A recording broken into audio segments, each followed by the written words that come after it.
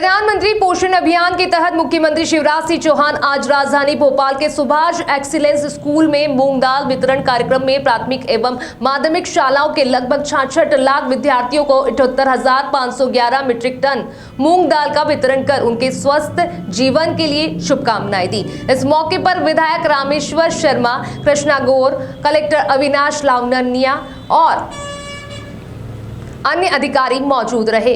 बच्चों को संबोधित करते हुए मुख्यमंत्री ने कहा कि पहला सुख निरोगी काया है। अगर शरीर अब स्वस्थ रहा तो ना तो अच्छा पढ़ सकते हैं ना अच्छा खेल सकते हैं, इसलिए कहा कि पहला सुख निरोगी काया। उन्होंने कहा कि सबसे पहले मैं शिक्षकों का अभिनंदन करना चाहता हूं। शैक्षणिक गुणवत्ता के मामले में भारत सरकार सर्वे कराती है।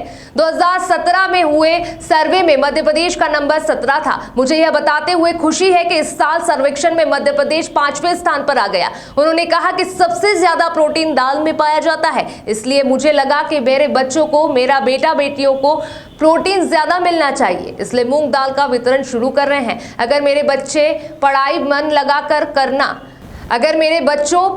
लगाकर करना, फीस की चिंता मत करना, उच्च शिक्षा के लिए लाखों रुपए की भी फीस होगी तो तुम्हारे मामा शिवराज सिंह चौहान भर देगा। पढ़ाई में हम कभी कोई बाधा नहीं आने देंगे। हितग्राहियों को भी लाभान्वित करने में कोई कसर नहीं छोड़ेंगे। मेरी अपील है कि यथासंभव समरस पंचायत बने, इसका प्रयास करें। पुजारियों के लिए घोषणा की सर, आज पुजारियों के लिए घोषणा की। हमने जो जितनी भी घोषणाएं की सब एक एक करके पूरी हो रही है। मैंने पुजारियों का मानदेय बढ़ाने की घोषणा की थी, उसके आदेश भी जारी हो गए हैं। समाज के हर वर्ग का कल्याण करते हुए ये सरकार आगे बढ़ रही है। इसलिए भगवान परशुराम जी की जयंती पर मैंने अनेकों फैसले किए थे, उनको क्रियान्वित करना शुरू किया जा चुका है। धन्यवाद।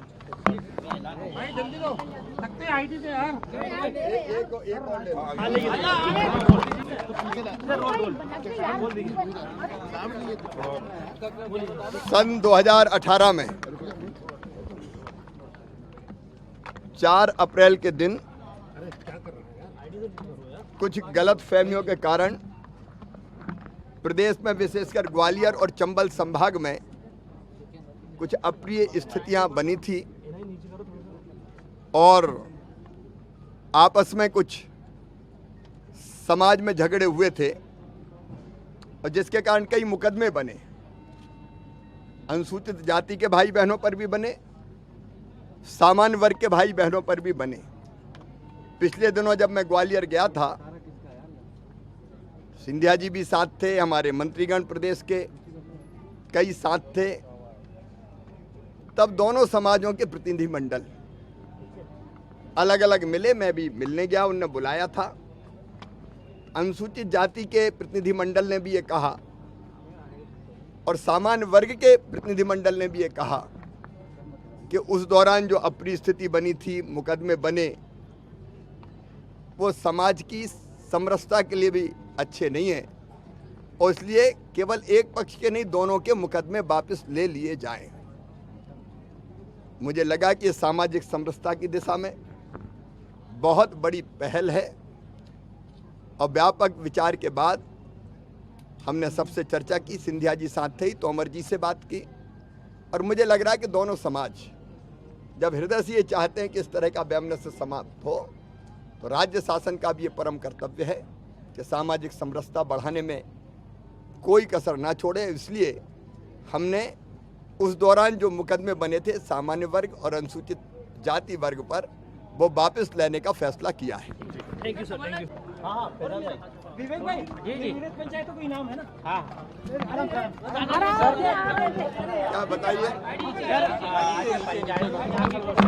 एक सेकंड भाई पंचायत के चुनाव संपन्न होने वाले हैं। आज मैंने अपने ग्रामीण जनता को, विशेषकर वैसे तो शहरी को भी, लेकिन गांव छोटे होते हैं, पंचायतें छोटी होती है और अक्सर जब चुनाव होते हैं तो चुनाव में प्रतिस्पर्धा स्वाभाविक है। वो प्रतिस्पर्धा कई बार द्वेष को और शत्रुता को जन्म देती है और कई जगह अप्रिय घटनाएं भी होती है। चुनाव और चुनाव के बाद मुकदमेबाजी, लड़ाई झगड़े बढ़ जाते हैं। हमारे लिए पंच परमेश्वर है। इसलिए जनता से मैंने अपील की है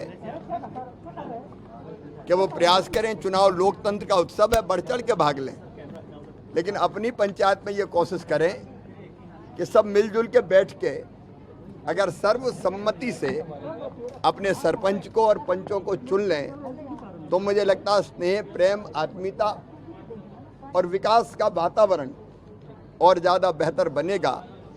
और इसलिए समरस पंचायत मतलब निर्विरोध निर्वाचित पंचायतें अगर बनी अलग अलग स्तर पर तो उन पंचायतों को सरकार पुरस्कृत करेगी, प्रोत्साहन राशि भी देगी और उसके साथ साथ